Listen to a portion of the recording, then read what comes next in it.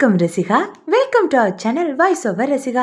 இன்னைக்கு நம்ம பார்க்க போறது ஹார்ட்லி பேட்டரி வெப் சீரிஸோட 5th எபிசோட். லாஸ்ட் எபிசோட்ல சோஃபி அவங்க அப்பாட்ட பேசிட்டு லோவா ஃபீல் ஆகிட்டு சாப்பிடறதுக்காக வெளியே வரப்போ சித் சோஃபிக்காக வெளியே நிக்கிறத பார்த்துட்டு சித்த ஓடி போய் ஹக் பண்ணிக்கிறாங்க. இப்போ இந்த எபிசோட்ல அடுத்து என்ன நடக்குதுங்கிறத நம்ம சேர்ந்து பார்ப்போம்.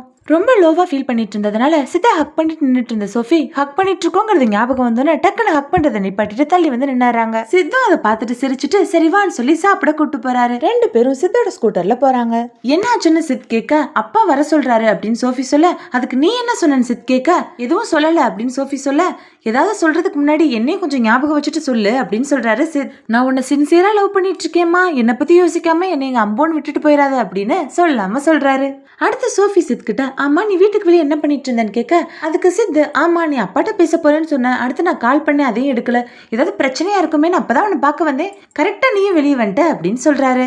அடுத்த சித் சோஃபி கிட்ட, உலகத்துல கண்டுபிடிக்க எவ்வளவு விஷயம் இருக்கப்ப நீ ஏன் லவ்வ கண்டுபிடிக்கிற ஒரு மிஷினை கண்டுபிடிச்சு வச்சிருக்கேன்னு கேட்க, அதுக்கு சோஃபி சித் கிட்ட, இந்த உலகத்துல இருக்க எல்லாருக்கும் ஏதாவது ஒரு பிரச்சனை கண்டிப்பா இருக்கும், அதுக்கான சொல்யூஷன் கிடைக்கிற வரைக்கும் அவங்களுக்கு தூக்கமே வராது, அப்படி என்னோட ப்ராப்ளம்க்கு நான் கண்டுபிடிச்ச சொல்யூஷன் தான் இந்த லவ் மீட்டர்னு சொல்றாங்க.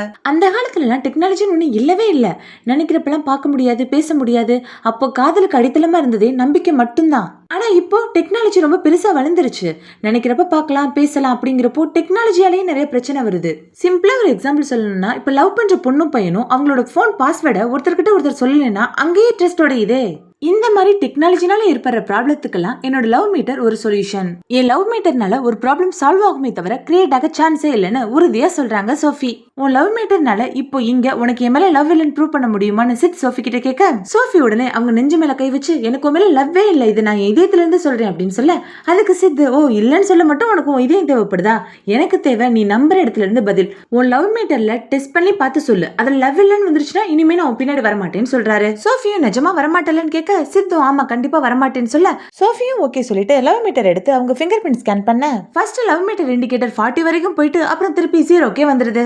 எப்பவுமே லவ் மீட்டர்ல செக் பண்ணி பாக்குறப்போ மனசுல யாரை நினைப்பாங்கன்னு காட்டுவாங்க, ஆனா இந்த தடவை சோஃபி சித்த நினைக்கிறாங்களா இல்லையாங்கிறத நமக்கு காட்டல. ஒருவேளை சோஃபி அவங்க அப்பாவை நினைச்சிருப்பாங்க போல, ஏன்னா சோஃபி சித்த நினைச்சப்பலாம் அவங்க லவ் மீட்டர்ல 10%, 32% காட்டினதை நம்ம பார்த்திருக்கோம். அதை பார்த்துட்டு சித் ரொம்ப ஃபீல் ஆகிட்டு சரி வான்னு சொல்லி சோஃபி அங்கிருந்து கூட்டிட்டு போய் அவங்க வீட்டுல டிராப் பண்ணிட்டு அவர் அங்கிருந்து கிளம்பிடுறாரு. அடுத்த நாள் டீ பிரேக் அப்போ சோஃபி கிட்ட என்ன ஆச்சுடி நவ்யா கேட்க, அதுக்கு சோஃபி, லவ் மீட்டர்ல செக் பண்ணிட்டு உனக்கு என் மேல லவ் இல்லைன்னு வந்தா நான் இனிமே பின்னாடியே வரமாட்டேன்னு சித் சொன்னா, அதனால நானும் செக் பண்ணேன் 0ன்னு வந்துருச்சுன்னு சோஃபி சொல்ல, ஓ அதனாலதான் நீ சித் வரலையா, பரவாயில்லையே இந்த காலத்துல கொடுத்த ப்ராமிஸை காப்பாத்துற இவ்வளவு நல்ல பையனா, நீ மிஸ் பண்ணிட்டடி அப்படின்னு நவ்யா சொல்ல, நான் அவனை நினைச்சு செக் பண்ணலடி என் அப்பாவை தான் நினைச்சு செக் பண்ணேன்னு சோஃபி சொல்ல, சரி விட உனக்கு அவனை பிடிக்கல அவாய்ட் பண்ணுங்க தானே அப்பாவை நினைச்சு செக் பண்ண, இப்பயே அதை நினைச்சு ஃபீல் பண்ணிட்டு இருக்க நவ்யா கேட்க, இல்ல அவன் ஃபீல் பண்ணிட்டு பண்ணல எனக்கு கஷ்டமா இருக்குடி, அவன்கிட்ட உண்மையை சொல்லிட்டு ஒரு சாரியாவது சொல்லணும்னு சோஃபி சொல்ல, ஓகே அப்ப கால் பண்ணிக்கோ, ஆனா ஒண்ணு மட்டும் ஞாபகம் வச்சுக்கோ, நீ இப்ப கால் பண்ணி அவன்கிட்ட சாரி சொன்னா அவன் திரும்பி உன் பின்னாடி வருவான் அப்படின்னு நவ்யா வான் பண்ண, சோஃபியும் சித்க்கு கால் பண்றாங்க, ஆனா அவங்களால எதுவும் பேச முடியல. அப்புறம் நவ்யாவே போனை வாங்கிட்டு,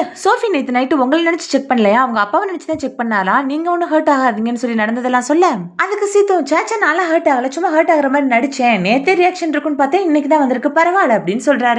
எனக்கு வேலை இருந்தனாலதான் இன்னைக்கு நாங்க வர முடியல, மத்தபடி அந்த டப்பா மிஷின்ல நான் என்னைக்குமே நம்ப மாட்டேன்னு சித்து சொல்ல, என்னது டப்பா மிஷினா, இனிமே பின்னாடி வந்தா அவ்வளவுதான் உன்னை நான் தொலைச்சிருவேன்னு சோஃபி கோவமா சொல்லிட்டு போனை வச்சிடறாங்க. அடுத்த சோஃபி தான் கண்டுபிடிச்ச லவ் மீட்டருக்கு தான் பேர்ல பேட்டன் ரெஜிஸ்டர் பண்ண போறாங்க. அதை நவ்யா கிட்ட இன்ஃபார்ம் பண்ணிட்டு வர லேட் ஆகும்னு சொல்றாங்க. அப்ப பின்னாடி ஸ்கூட்டர்ல ஹார்ன் அடிச்சுட்டே இருக்க சோஃபி அது சித்துன்னு நினைச்சிட்டு அவரை கல்ல விட்டு அடிக்க கல்ல எடுக்க பார்த்தா அங்க இருக்குது சோஃபியோட ஸ்கூல் ஃப்ரெண்ட் லீலா. இந்த லீலா வேற யாரும் இல்லங்க, சோஃபி ஸ்கூல் படிச்சுட்டு இருக்கப்போ பக்கத்துல உட்காந்து ஃபிளேம்ஸ் போட்டு பார்த்துட்டு எனிமி வந்துருச்சுன்னு அழுதுட்டு இருந்தாங்கல்ல, அவங்கதான் ஹீரோ ஃப்ரெண்டோட பேரை தவிர மத்த எல்லாரோட பேரும் ஓரளவுக்கு தெரியுது. இந்த லீலா இப்போ லாயரா இருக்காங்க. அவங்க சோஃபி கிட்ட ஏண்டி இவ்ளோ கோவம் அப்படின்னு கேட்க, கரெக்டா அங்க அப்போ சித் வந்துடுறாரு.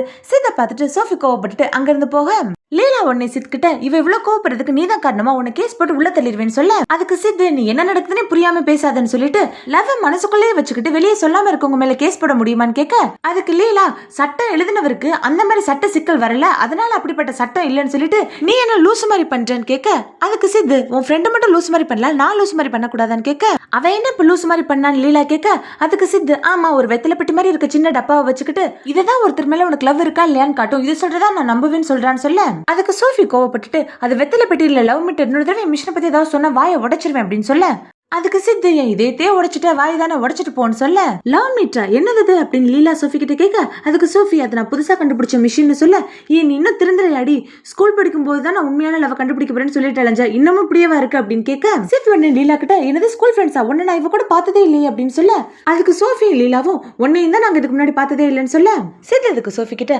நான் மட்டும்தான் உன்னை பார்த்தேன் நீ என்ன பார்க்கல நான் உன்னை பார்த்தப்போ உன் கண்ணில் இந்த மை இல்ல உன் உதட்டுல இந்த லிப்ஸ்டிக் இல்ல உன் காதுல இந்த தோடு இல்ல இது எதுவுமே உன் அழகா காட்ட உனக்கு தேவைப்படல உன் உதட்டுல ஒரு சின்ன சிரிப்பு மட்டும் தான் இருந்துச்சு அந்த ஸ்மைலே உன்னை அவ்வளோ அழகா காட்டுச்சுன்னு சொல்றாரு. இதுல இருந்து சித் சோஃபியை ஃபர்ஸ்ட் டைம் மீட் பண்ணது அவங்க ஸ்கூல் படிக்கிறப்போங்கிறது தெளிவா தெரியுது. நல்லா கதை ஓடுறப்போ அப்படின்னு சொல்லிட்டு சோஃபி அங்கிருந்து போக லீலா சித் கிட்ட என்ன உண்மையா ட்ரை பண்றீங்களா ப்ரோ அப்படின்னு கேட்க போய் டிராப் பண்ணுங்க போங்கன்னு சித் சொல்ல நீங்க போய் டிராப் பண்ணுங்க அப்படின்னு லீலா சொல்ல நான் கூப்பிட்டாலும் வரமாட்டா நீங்களாவது போய் டிராப் பண்ணுங்கன்னு சொல்றாரு சித். லீலா ஆமா லவ் மீட்டர்னு ஏதோ பேசிட்டு இருந்தீங்களே என்னது அப்படின்னு சோஃபி கிட்ட கேட்டுட்டு சோஃபியை கூப்பிட்டுட்டு அவங்க கிளைண்ட் ஒருத்தவங்க வீட்டுக்கு போறாங்க. லீலா அட்வொகேட்டா இருக்கிறதுனால அவங்க ஒரு டிவோர்ஸ் கேஸை ஹேண்டில் பண்றாங்க. அந்த கேஸ் ரொம்ப நாளா எடுத்துட்டு போயிட்டு இருக்கு. இந்த லவ் மீட்டர் மூலியமா அந்த கேஸை ஒரு முடிவுக்கு கொண்டு வரலான்னு தான் லீலா சோஃபியை கூப்பிட்டுட்டு அவங்க வீட்டுக்கு போறாங்க. அந்த ஹஸ்பண்ட் அண்ட் ஒய்ஃப் தான் டிவோர்ஸ்க்கு அப்ளை பண்ணிருக்காங்க.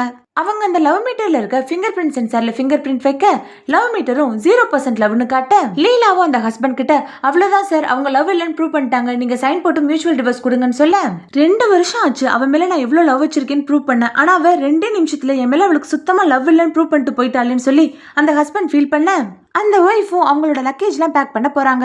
இதை பார்த்துட்டு சோஃபி ரொம்ப ஃபீல் பண்றாங்க.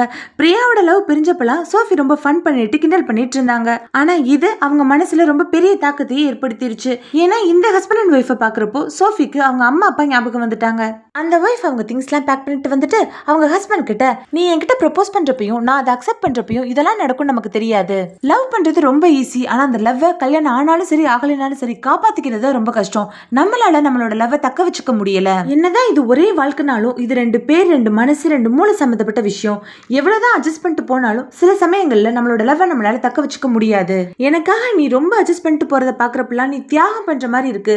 இது எனக்கு பிடிக்கலன்னு சொல்ல அதுக்கு அவரு நமக்கு குழந்தை இல்ல நம்ம சொந்தக்காரங்க சொன்னதுனால தானே நீ இப்படிலாம் பேசுறேன்னு சொல்ல அதுக்கு அவரோட ஒய்ஃப் இல்ல நமக்குள்ள செட் ஆகல நான் உன்னை லவ் பண்றேன்னு இந்த மிஷின் போய் சொல்லியிருந்தாலும் நான் நிச்சயமா உன்னை டிவோர்ஸ் பண்ணிருப்பேன்னு சொல்லிட்டு அவங்க தாலியை கழட்டி வைக்க அந்த ஹஸ்பண்டும் வேற வழி இல்லாம டிவோர்ஸ் பேப்பர்ல சைன் பண்ணி தராரு. இவங்க இப்படி தாலியை கழட்டி வைக்கிறதையும் அவங்க ஹஸ்பண்ட் இப்படி ஃபீல் பண்ணிட்டு இருக்கதையும் பார்த்துட்டு சோஃபிக்கு அவங்க அம்மா அப்பா ஞாபகம் தான் வருது.